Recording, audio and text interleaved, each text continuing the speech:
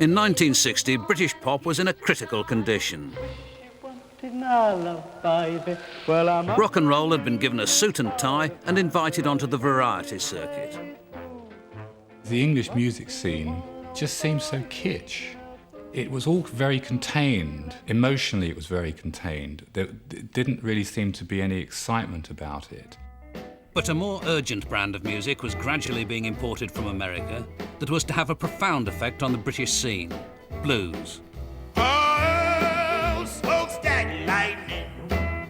It was to be the inspiration for groups as diverse as the Yardbirds and Manfred Mann, John Mayall's Blues Breakers and Cream, Blind Faith and Led Zeppelin. Not that it was easy to come by. I can remember walking 3 miles to see a John Lee Hooker album cover, which a man had, and he brought to the front door to show me. You know, I didn't hear it or anything. I just sort of knocked on his door and said, "You've got a John Lee Hooker album." It was so difficult to hear anything.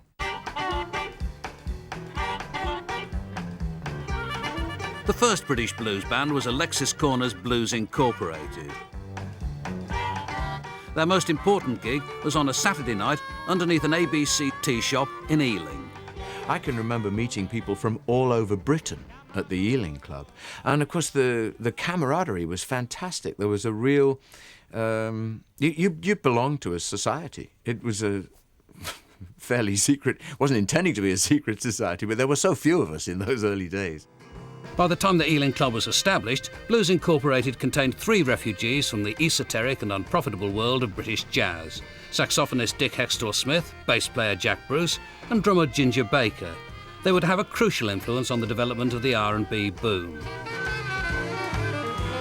We decided that the only way we were going to really make some money was to go commercial, you know, and we made a deliberate plan to go commercial and sort of start playing, you know, like rhythm and blues as opposed to jazz.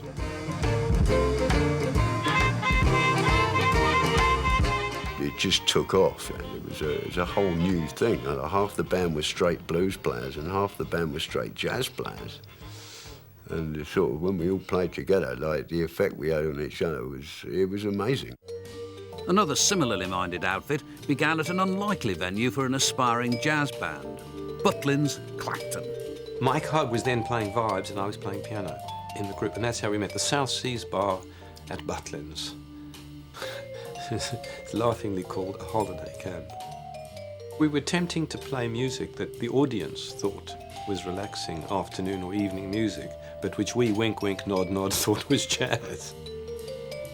We tried very, very hard to turn living as a jazz group. And it was Mike Hugg, to his credit, who suggested that we form a rhythm and blues band. The Rolling Stones were the first homegrown rhythm and blues band to taste real success. Their gigs at the Crawdaddy Club, based in a pub in Richmond, began to attract other aspirant blues musicians. At a gig at the Station Hotel, I was introduced to Eric Clapton, who was there, you know, to see the Stones as well, and we got talking. We formed a band which lasted for about 6 months called the Roosters, but we just couldn't find a bass player. And this was 1963, the summer. By the winter of 1963, I mean, you could take your pick of people who wanted to play bass in a rhythm and blues band. When the Rolling Stones outgrew their residency at the Crawdaddy, another local band, the Yardbirds, were ready to take their place. By now, the band contained former Rooster Eric Clapton, who had attended the same school as rhythm guitarist Chris Dreyer, and new singer Keith Relf from Art College. He was recruited just before the Yardbirds auditioned for Giorgio Gamelski, who ran the Crawdaddy. We did an audition rehearsal or whatever across the road, and he appeared, and he seemed to know what he was doing. He was in the lineup when Giorgio Gamelski came down to the rehearsal room, and we did about 4 or 5 numbers, and he said, "Okay, babies, next Saturday, you're off." When we played, everyone seemed to take to him in the audience, and he sort of had his little group of fans. Another key figure in the blues scene was working as a graphic artist in Manchester and playing blues as a hobby. There wasn't any suggestion in my mind that you could earn a living from it. So it wasn't until I was 30 when Alexis Korner and Cyril Davis created a market for blues publicly that what I'd always played then became relevant. John was very much the very intense sort of band leader. We'd arrive at a gig, we'd set up, we'd just run through a couple of things. There's no such thing as sound check because I think there was a vocal mic and a PA, and that was that. So then we'd drift off to the bar or go and have something to eat. John would then go and stand outside the entrance with a clicker and click how many people actually came in. And then at the last minute, run in and jump on stage and we'd start playing. I've always loved being a band leader, and it helps to have a fuller understanding of really what life on the road is like and what creating music is like, and personal relationships and diplomacy, all those things that you have to learn if you're a leader. Each big city had its own R&B clubs. Every weekend, van loads of musicians, most of them holding down day jobs during the week, would head out to all corners of Britain. We would never stay overnight anywhere. We'd get in this van, and John had built 3 bunk beds in the back. So we had all the gear in the end of the van. The driver, John sat in the front, or quite often lay on one of these bunks, and we'd take turns in the front seat. And we'd drive all the way back from Newcastle and get home about 5 in the morning, go to sleep, get up, leave about midday the next day for Birmingham. And so it went on. Not everyone was travelling in the same direction. In 1964, Cyril Davis, the co-founder of Blues Incorporated, got fed up with the increasingly jazzy sound of the band and left. He was replaced by one of the most colourful characters on the British jazz scene, Graham Bond. Soon he, Ginger Baker and Jack Bruce began to play as a trio on their nights off. The band within a band was soon to strike out on its own. We were doing a gig at the Flamingo, and it was Saturday rehearsal, and I arrived to see Graham was talking to Alexis on stage. And then Jack arrived, and Graham come up and went, "That's it, I've left. We've left." I said, "What do you mean we've left?" "It's all right, it's all right. Alexis is cool, it's okay." And Graham had in fact left the Alexis Korner band for the 3 of us without even consulting us. And I turned up for the gig, and Alexis was really strange. He was like really cold, and it turned out that I had left the band. Alexis didn't. 10 years or more went by. He never forgave me for that for years and years. But it was Graham. He pulled a stroke. He just pulled a stroke. Graham was always pulling strokes. I remember a gig we did at the Marquee where we were getting 40 quid a gig, right? And we used to pack the Marquee out. And this particular day, I remember at the end of the gig, I'm packing up my drums, and John G, the manager, come up, and he's absolutely livid because apparently Graham had picked the money up before the gig and then picked the money up again after the gig from 2 different people.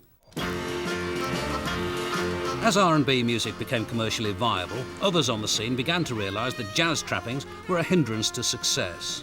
The Man Hug Blues Brothers, now containing Paul Jones, still had several horn players in the band. One of them, saxophonist Mike Vickers, saw the way the wind was blowing. Mike Vickers learnt the guitar in a matter of a few weeks to make us more competitive with the kind of band that we saw becoming successful. They seemed all to be approximately 4, 5, 6 pieces, and there we were 7 and sort of, you know, a little bit unwieldy.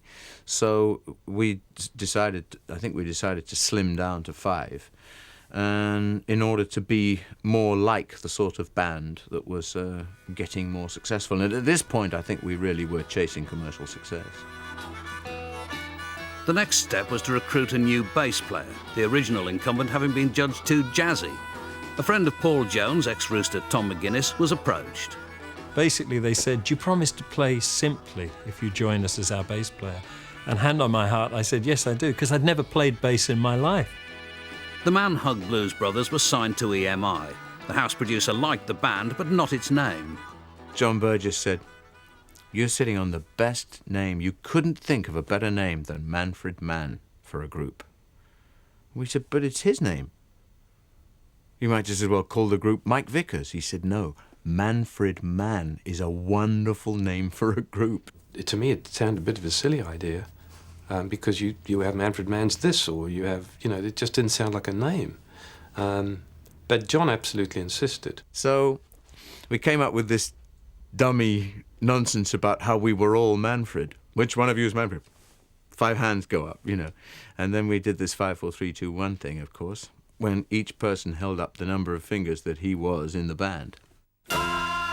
The band's identity crisis inspired their first top 10 hit in January 1964, 5, 4, 3, 2, 1.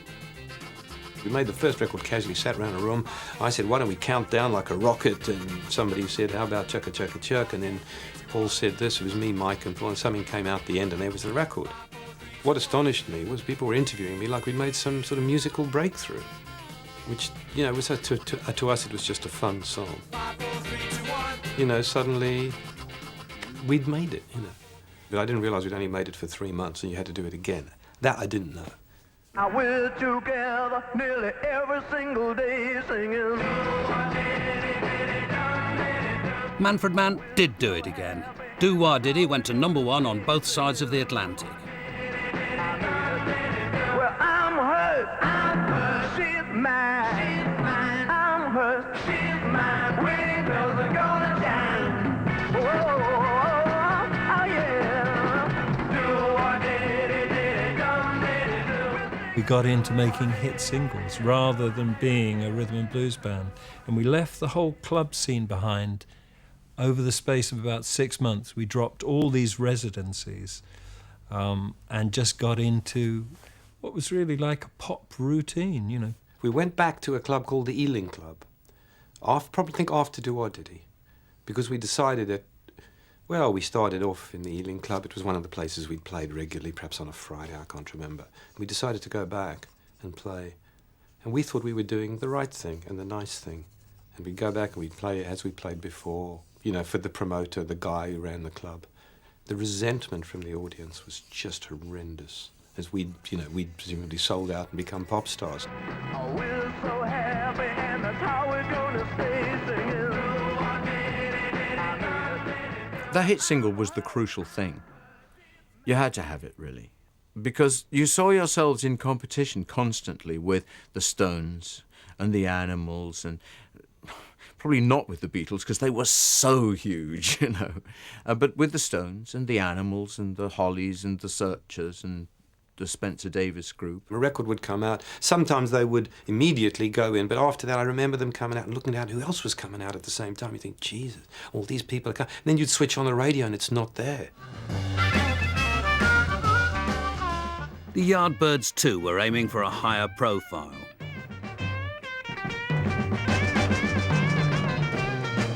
After releasing several unsuccessful blues singles, it became clear that a new ingredient was needed to crack the charts: pop. They found the winning combination with a song called For Your Love.